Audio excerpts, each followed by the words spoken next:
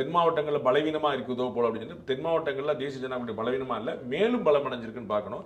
ஏற்கனவே நீங்கள் வந்து இதுக்கு முன்னாடியே பார்த்தீங்கன்னா கூட நீங்கள் தென் மாவட்டங்களில் கன்னியாகுமரி வரைக்கும் வருங்கனால சொன்னேன். அங்கே காந்தி வென்றதுலேருந்து எல்லாருமே இங்கேருந்து போட்டு பார்த்தீங்கன்னா நிறைய பேர் இங்கே செல்லூராஜ்லேருந்து எல்லாருமே நிறைய வென்றிருக்கிறாங்க. வந்து ஒரு குறைவான அளவில் வெல்லலை, அவங்களுக்கு வந்து இன்னும் அதிகமாக, ஏன்னா அது வந்து ஒரு கோட்டையாக இருந்தது. அதுதான் நம்ம பார்க்கணும்.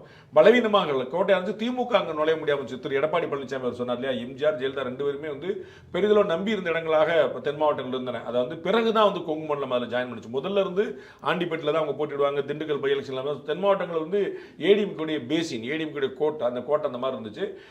அந்த கோட்டை அளவுக்கு இல்லாமல் கொஞ்சம் ஒரு சிறிதல் வந்துச்சு. பட் வந்து பலவீனப்பட்டுள்ள அப்பயுமே கூட ஒரு பெரிய ஸ்ட்ராங்கான பிரசன்ஸ் இருந்துச்சு. இந்த மாதிரி நிறைய இடங்களில் வந்து பார்த்தோம். அது இந்த மாதிரி மீண்டும் இப்போ அதிமுக அம்மா மக்கள் முன்னேற்றம் பாஜக, அதாவது பலமடைந்த பாஜக, அது எல்லாமே சேர்ந்து வரும்போது தேசிய ஜனநாயக கூட்டணி ரொம்ப ஸ்ட்ராங்கான இருப்பது. அது அந்த கிரௌடு, அந்த அவர்களுடைய உற்சாகம் எழுச்சி அதில் நம்ம வந்து பார்க்க முடிஞ்சது. ஸோ அதிரடியில் என்டிஏங்கிறது வந்து சரிதான் இன்னைக்கு கூட்டத்துக்கு. பட் அதில் ஒரு கேள்வியோட நான் அதை முடிக்க விரும்புகிறேன். இப்படி ஒரு பொதுக்கூட்டமாக வைத்து அவர்கள் பண்ண போறாங்களா, இல்ல அது வந்து நெரேட்டிவ் செட்டிங் உட்பட 360 டிகிரி டைமென்ஷன்ல டிஎம்கே கொண்டு இருக்க போறாங்களா, ஒரு $1 மில்லியன் கேள்வி அங்க அப்படின்னு